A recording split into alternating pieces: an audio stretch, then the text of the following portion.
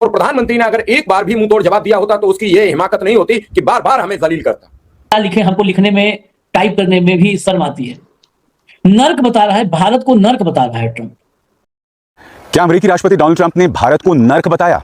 क्या अमेरिकी राष्ट्रपति डोनाल्ड ट्रंप ने भारत को या भारतीयों को गैंगस्टर्स विद लैपटॉप्स बताया? मगर हमारे प्रधानमंत्री नरेंद्र मोदी पश्चिम बंगाल में जाकर झालमुड़ी खा रहे हैं। सबसे शॉकिंग, हमारे हिंदुस्तान को हेल होल कह रहा है और शर्म की बात यह है कि हमारी सरकार खामोश बैठी है। होना यह चाहिए कि पलट के जबरदस्त तरीके से उसके ऊपर वैसे ही हमला किया जाए जैसे ईरान करता है, लेकिन आप लगातार डरते चले गए। उसने कहा मोदी जी ने ट्रंप के आगे पूरी तरह से सरेंडर कर दिया है। क्या ट्रंप हमारे देश को नरक बोलकर चला जाए और हम उसको जवाब ही नहीं दे सकते हैं के ऊपर कि हमारे देश की तरफ से क्या कहना है भारत सरकार का? भारत सरकार ने कोई डांट लगाई, फटकार लगाई, कुछ लगाया या नहीं लगाया? एक और दिन भारत के अपमान के नाम, भारत की घोर घनघोर बेइज्जती के नाम, डंकापन इंच नाप रहे हैं इंची टेप से जो कि 56 इंच है साहिब का।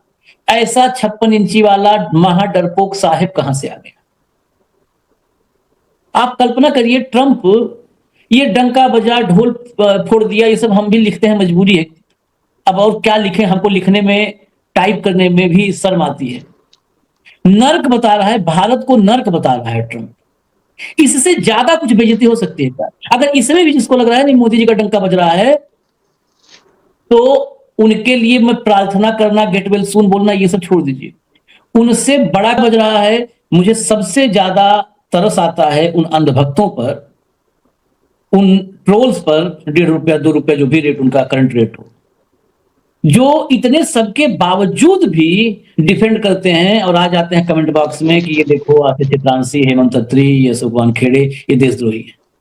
शर्म करो तुम लोग, भारत माता का नाम भी मत लिया करो अपने जुबान से। वाकई में बता रहा हूं, ये दिल से बात, जुबान से नाम भी मत लिया करो। भारत माता खुद भी, मतलब वो सोचती होंगी, उनका मैं वो करुण क्रंदन मेरे कानों में गूंजता है लिटरली, कि इतने नकारा कहां से जन्म दे दिया हमने, ये कपूत कहां से दे दी।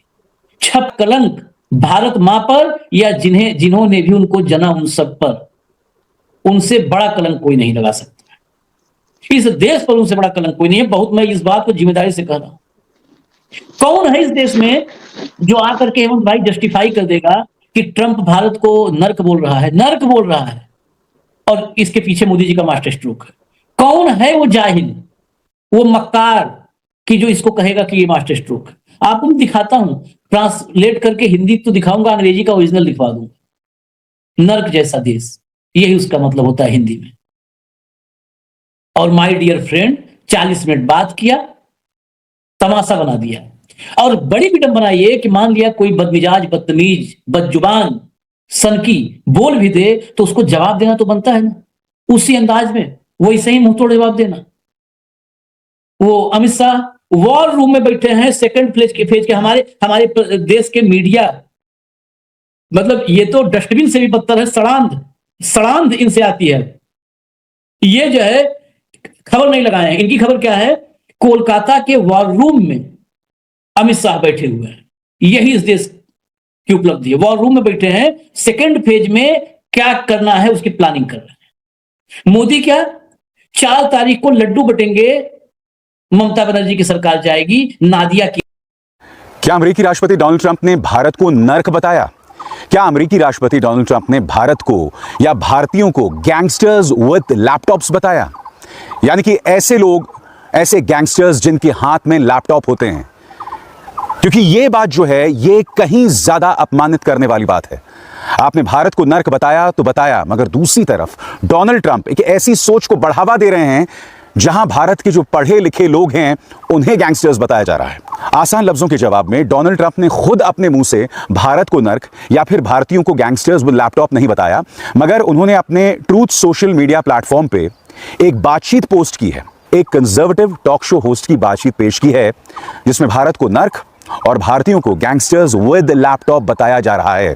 मगर हमारे प्रधानमंत्री नरेंद्र मोदी पश्चिम बंगाल में जाकर झालमुड़ी खा रहे हैं। सबसे शॉकिंग खत में बाकी सब तो जो उन्होंने लिखा है वो लिखा ही है। हिंदुस्तान और चाइना के लिए उन्होंने जो लफ्ज इस्तेमाल किया है उसका मानी होता है नरक। धरती के नरकों से, hello holes of the world.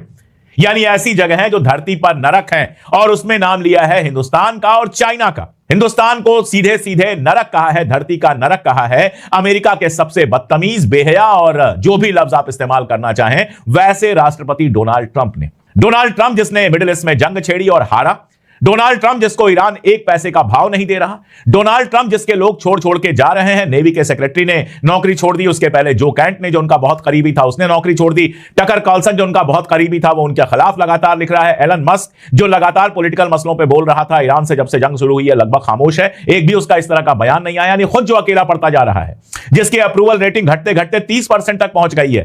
हो सकता है मिड टर्म इलेक्शन में वो हारे और हार के सत्ता से बाहर होना पड़े, उसको फाइनली इंपीच हो जाए।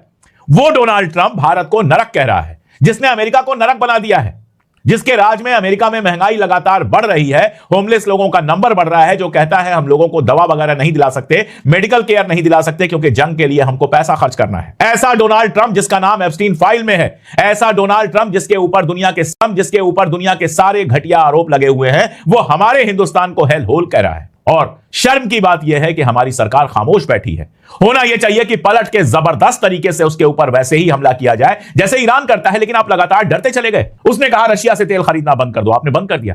उसने कहा ईरान से तेल खरीदना बंद कर दो, आपने बंद कर दिया। उसने कहा चाबहार से बाहर निकल जाओ, 10,000 करोड़ से ज्यादा खर्च करने के बावजूद आप चाबहार से बाहर निकल आए।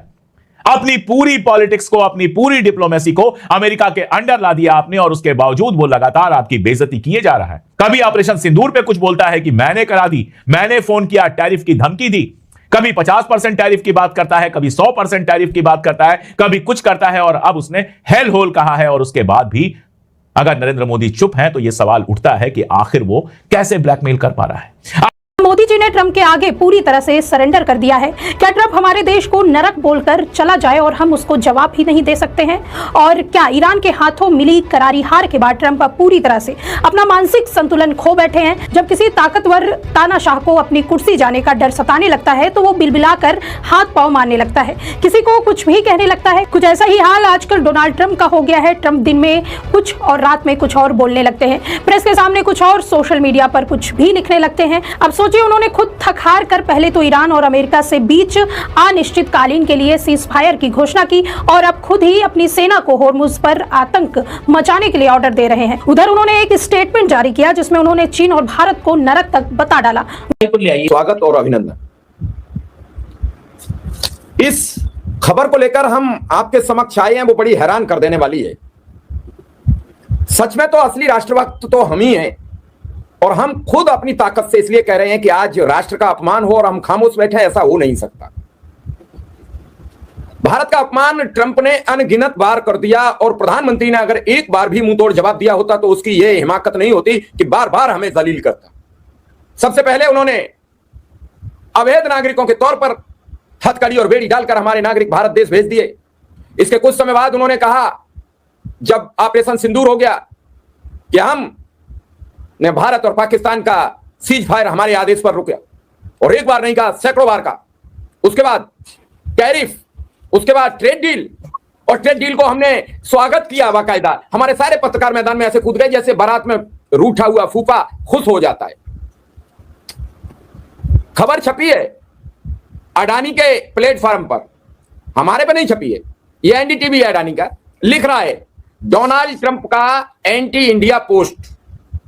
अब उससे पहले और ये दो तस्वीरें हैं, बाकायदा भारत देश में यज्ञ हो रहा है, वोट फॉर डोनाल्ड ट्रंप। ऐसा पहली बार हो रहा है कि ट्रंप वहां लड़ेंगे, क्योंकि हमारे राष्ट्राध्यक्ष ने कहा था अब की बार ट्रंप सरकार। इसमें इन विचारों का दोष नहीं है, ये मोदी के अंधभक्त हैं, और मोदी जब अंधभक्ति करें किसी की तो अंधभक्त को डबल ज्ञान प्राप्त हो जाता है। इतना ही नहीं, जंतर मंतर की यह तस्वीर है, 11 मई 12:30 बजे दोपहरी में, मई में दोपहरी होती है, और 12:30 बजे ये बाकायदा एक यज्ञ किया जा रहा है ट्रंप के लिए। पूरा देश भुगत रहा है। मीनू जी, मैंने कुछ पोस्ट आपको दिखा दिए हैं, पहली प्रतिक्रिया आपकी क्या इस पोस्ट को लेकर, फिर मैं पोस्ट पर चर्चा करूंगा। देखिए, मेरी पहली प्रतिक्रिया वही है जो कि एक आत्मगौरव से भरे हुए भारतीय की होनी चाहिए, जो एक देशभक्त भारतीय की होनी चाहिए, कि आपको हम पसंद है या नहीं है, लेकिन आप हमारे देश को नरक नहीं कह सकते। आपको किसने अधिकार दिया कि ये देश नरक है?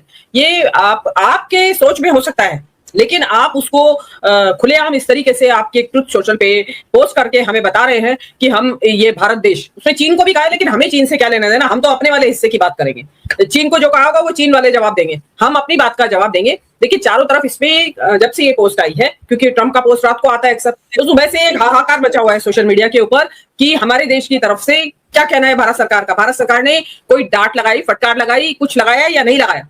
छोटे से छोटा देश, रीढ़ की हड्डी उन्होंने अपनी मजबूत करके खड़े हुए हैं ट्रंप के सामने। लेकिन एक हम है कि हमारा जो प्रधानमंत्री है वो मुंह पे टेप लगी हुई है, फेविकोल लगा हुआ है, मुंह में दही जमा हुआ है, पता नहीं क्या हुआ है, क्या है और क्या कारण है।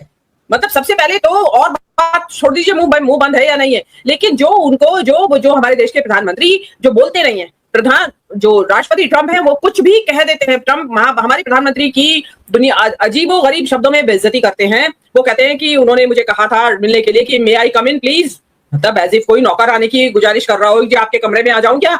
वो इस तरीके से कह रहा है कि मोदी जी इस तरह से मेरे से चिरौरी कर रहे थे कि क्या मैं आपसे मिल सकता हूं। तो ये और वो ये कहते हैं कि मैं जब चाहूं मोदी का करियर खराब कर दूं। वो इस तरह की बातें कह गए। और हमारे प्रधानमंत्री, चलिए प्रधानमंत्री ना बोले, विदेश मंत्री बोले, आपके विदेश विभाग के प्रवक्ता बोले और भाजपा का आईटी सेल बोले ना, जो बात बात में ट्वीट करता है। और कोई भी अगर मोदी जी के खिलाफ कोई इंडियन कोई जरा भी ऊंची नीची बात कह दे, आलोचना कर दे, तो उनको ये जो बीजेपी का आईटी सेल है, ये लोग पहले तो उसका ट्वीट ही हटवा देंगे और फिर अगर वो ट्वीट नहीं हटवा पाए तो उसको ट्रोल आर्मी उसके पीछे लग जाती है। लेकिन यहाँ सब शांत है। ये तो आप जैसे चैनल्स उठा रहे हैं कि ये ट्रंप ने नरक कहा है। इतना ही नहीं, उसने कहा है कि ये जो है इंडियंस जो है ये गैंगस्टर्स विद लैपटॉप है। वो जो हमारे इंजीनियर्स जो वहां पे हम जिस बारे में फख्र महसूस करते हैं कि हमारे दुनिया में डंका बजा रखा है इंडियंस ने, कि जितनी भी बड़ी बड़ी टेक कंपनीज हैं उन सब के सीईओ इंडियंस है। हम और है भी। तो इंडियन जो टैलेंट का जो वहां पे डंका बोल रहा है उसके बारे में नाराज है। वो कह रहे हैं कि ये गैंगस्टर्स हैं, इन्होंने यहाँ के हमारे जो ये कैलिफोर्निया पे कब्जा कर लिया है, सिलिकॉन वैली पे, और वहां पे गोरे लोगों को नौकरी नहीं दी जाती। और ये लोग क्या करते हैं कि यहाँ अपने इंडियंस को भर रहे हैं यहाँ लाके। और दूसरा उन्होंने ये कहा कि ये जो है बर्थ टूरिज्म का देश बना रखा है लोगों ने इसे। क्यों कैसे बना रखा है कि देखिए अमेरिका में क्या है कि अगर आप अमेरिका में पैदा हुए हैं, कोई भी बच्चा जो अमेरिका में पैदा हो जाए, चाहे उसके माँ बाप कहीं के हों, कहीं रहते हो, कहीं से आए हो, 2 दिन के लिए आए हो, 10 दिन के लिए आए हो, महीने भर के लिए आए हो, टेम्परेरी वीजा पे हो या किसी अवैध नागरिक भी हो, अगर वहां बच्चा पैदा हो जाता है तो वो बच्चा उनके कानून के अनुसार अमेरिका का नागरिक है। तो वो इसका जिक्र कर रहे हैं कि ये लोग बर्थ टूरिज्म पे आते हैं, प्रेग्नेंट औरतें आती हैं अपने 9वें महीने में यहाँ आती हैं और यहाँ वो और आके डोलान